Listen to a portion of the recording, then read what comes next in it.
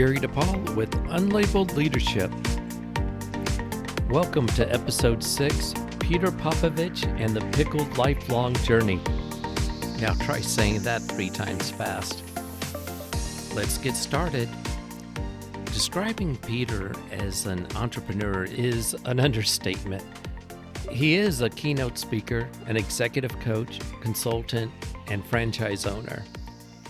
And before all that, he was a sales representative, marketer, manager, engineer, athletic director, professor, realtor, and a tennis champion. He's also a senior games gold medalist in pickleball, racquetball, and badminton. All 3 of those, so 3 times gold medalist. Now you can add, on top of all that, podcast guest. If you can't tell, I'm amazed at Peter's diverse career.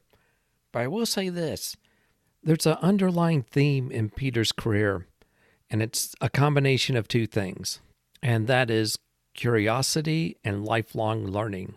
I also believe that his curiosity and learning is a major contributor to his accomplishments. But with this episode, it's our turn to be curious and to learn from Peter, which is why I decided to catch up with him. Part 1, Who Will Write to Me? It's nice to say we're in control of our destiny, but unfortunately, a lot of us, we don't act like it.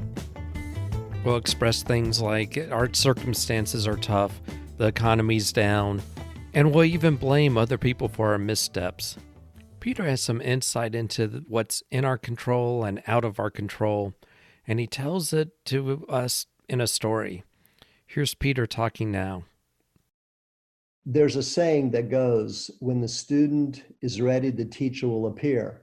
And I believe that with all my heart.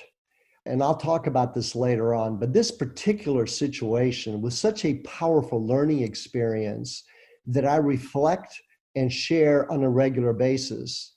Between 1980 and 1984, I was working for Westinghouse Electric Corporation in Caracas, Venezuela, in technical sales.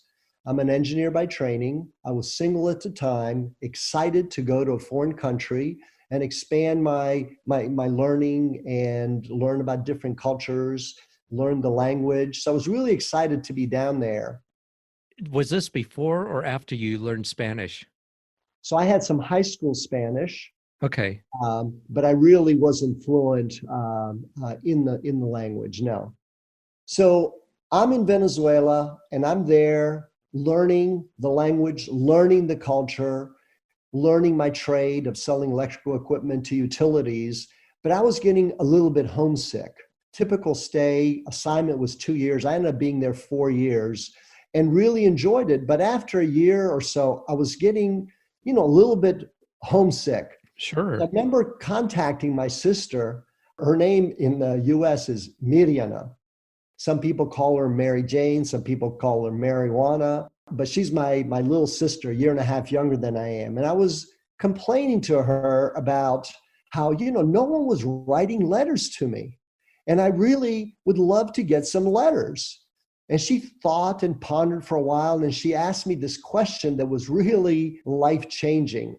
She said, Peter, in the last 90 days, how many letters have you written? Wow. I paused and I realized I had not written a single letter.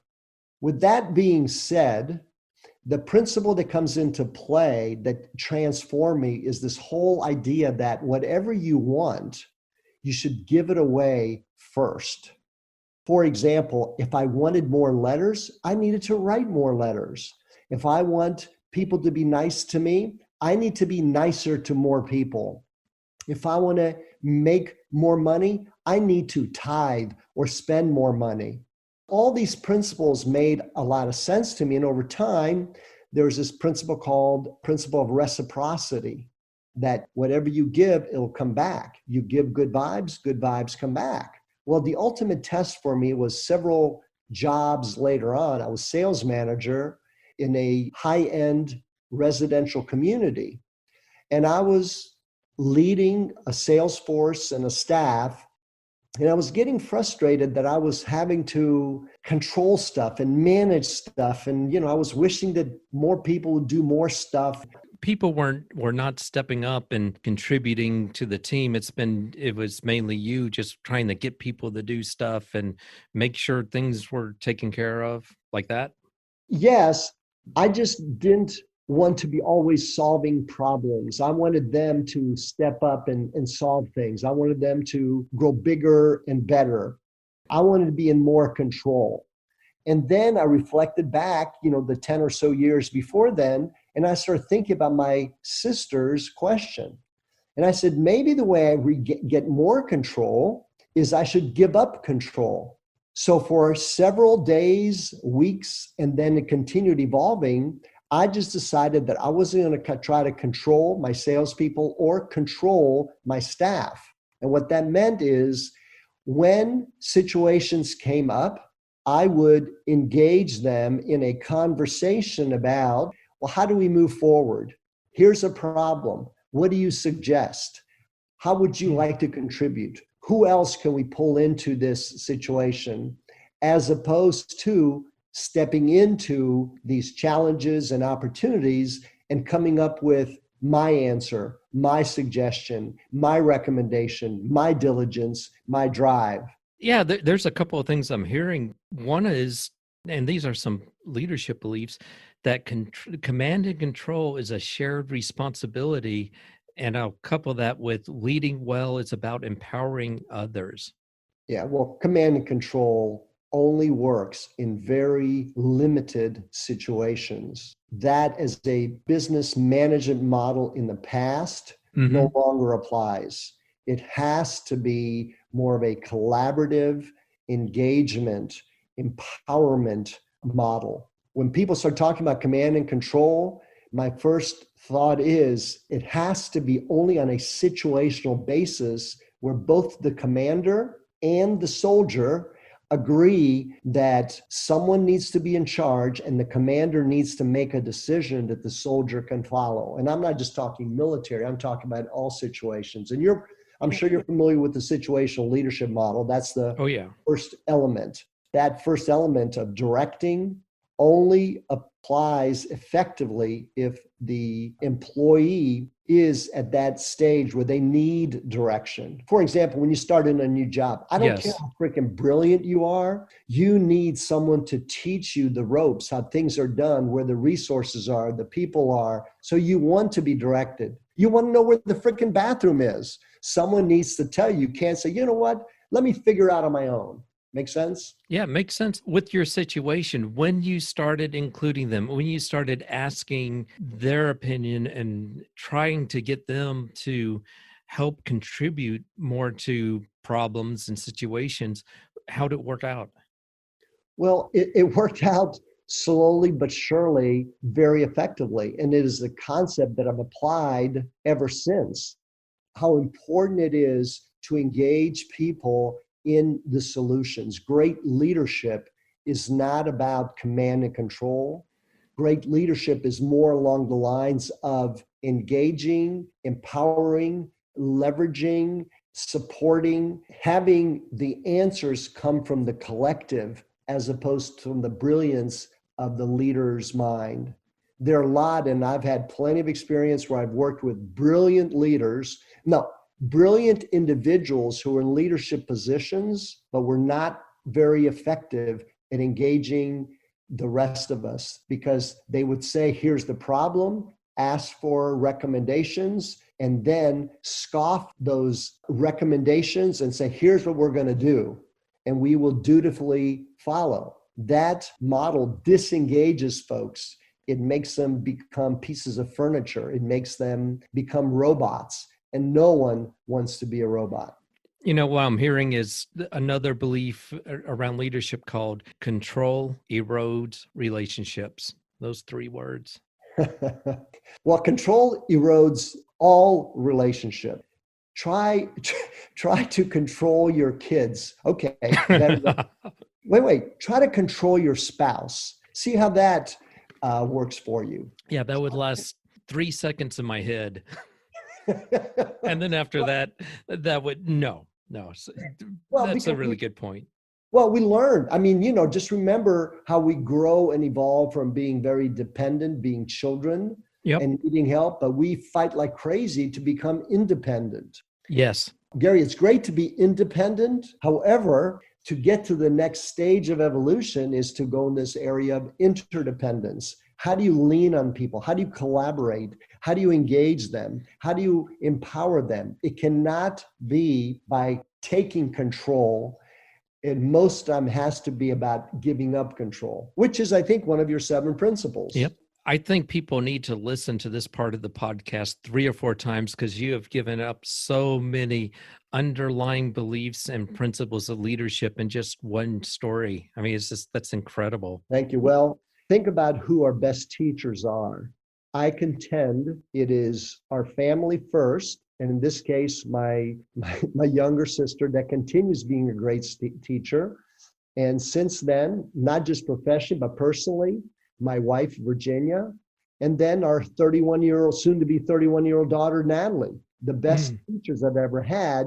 And the reason for that is that command and control doesn't work in those situations. It's more collaboration. Emotions come into play.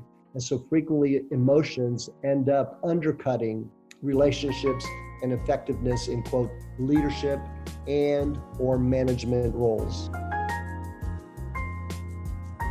Part 2, one of the oldest managerial mistakes. If you ever worked in management, you know that there's things that we do that, aren't necessarily best for us, the team, the department, the company. But there's this temptation that's there that too many of us fall trapped to. For example, doing a task that should be delegated to someone else on the team, or assigning the most difficult task to your top performers rather than giving your less skilled performers an opportunity to develop themselves. Peter shares a story that falls in this area. Here's Peter again.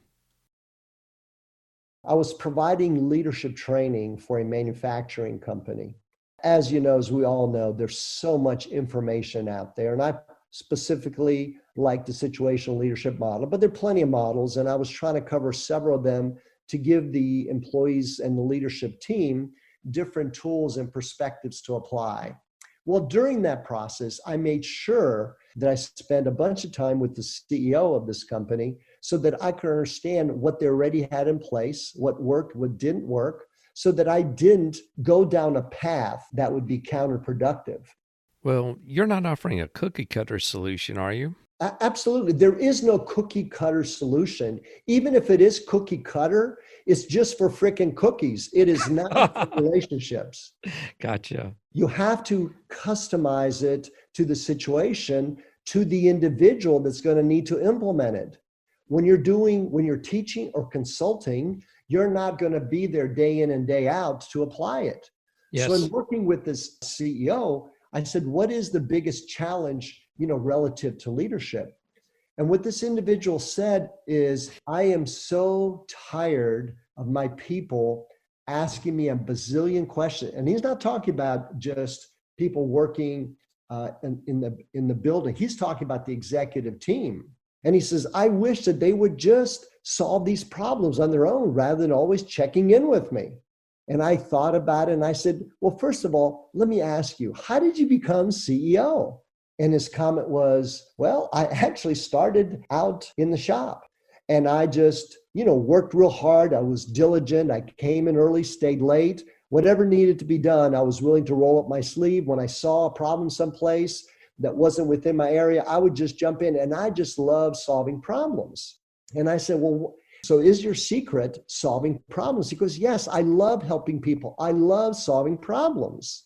And I said, I get it. So now I want you to consider this, and that is that moving forward, consider not solving any problems where you provide the answer. From now on, when one of your folks comes in, whether it's a CFO or whether it's someone from HR, whoever it is with a problem or a situation, resist the temptation to solve the problem, even though you know the answer. Now I'm imagining that the CEO is taking a deep breath, like, wait a minute, that goes against my nature.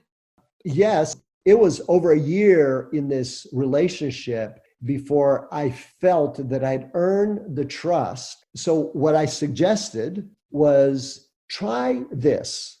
When someone comes in with a problem, welcome them whatever time you have, whether it's 5 minutes or 10 minutes, tell them what the parameters are and ask them if they can explain the situation in a short period of time. If they say Okay. yes, then you shut the door and totally focus on them and their situation. Do not look at your cell phone. Do not look at the computer. Do not be interrupted by anything. Be totally devoted to them and ask them what the situation is. And don't speak, listen. Oh, yes, absolutely. Listen, but ask. And the only question you can ask are questions for you to understand the situation so that you can then paraphrase it to them to their satisfaction, that you understand what the problem is that they're trying to deal with. Gotcha. Until you get to that situation, all you can do is listen, ask questions, and listen. Now, listening is not just with the ears, it is with the eyes, it's with the body language. Really pay attention to your face because our faces give us away. So it's got to be a relaxed, calm, endearing face. Think of it that you're talking to an 8-year-old. You would never frown when an 8-year-old shared their problem. You would be leaning in, totally listening to them without any kind of judgment and in pure curiosity. This is a good example of a type of giving up control. You are giving up the control of the conversation, and you're actually allowing the other person to lead the conversation. And your role is to inquire to better understand where this person is leading you to. Absolutely. And it's magical, first of all, for the individual that's asking the questions because they don't have to solve any problems yet. All they have to do is listen and be in total curiosity. The value for the listener is this might be one of the few times they feel like they're really being heard. And being heard makes a person feel like someone really cares about them. You know, there's a saying, I think it goes back to one of the presidents, and it says, people don't care how much you know until they know how much you care. Well, one of the ways to demonstrate care is to really listen and really ask questions that are about learning and not judging and not about solving yet. Once the person nods their head because you paraphrase what the problem is, then your next question is, what are our options? And they can't explain the breadth and depth of the situation with just words because there are feelings behind it. You don't have enough time to listen to all of that stuff, but you have the time for you to understand the situation and then to empower them by asking them, what are our options? Now, one of the cop-outs is that they might say, I don't know, that's the reason I'm here. But that is a cop-out because I guarantee you they have a solution. And so you just say, well, brainstorm with me. What are some of the possibilities? Whatever they came up with, do not judge them. Always say, well, what else? What else? What else? Have at least 3 options, at least from my perspective.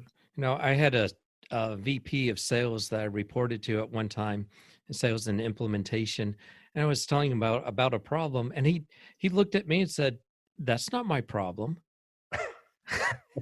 And he, by no means was he going to offer a solution. Okay, Yes, I'll admit it's a little different. it is a little different. And again, context matters. The relationship matters. But my goal for the CEO was to build the relationships with these people coming with the problems to empower them. So the next step in the empowerment is after they'd identified options A, B, and C, ask probing questions about the pros and cons of each of those. Don't judge any of them. Once that's been exhausted, then say, well, which option do you recommend? And let's say they say B, and you as the CEO are saying, no, C is the best answer.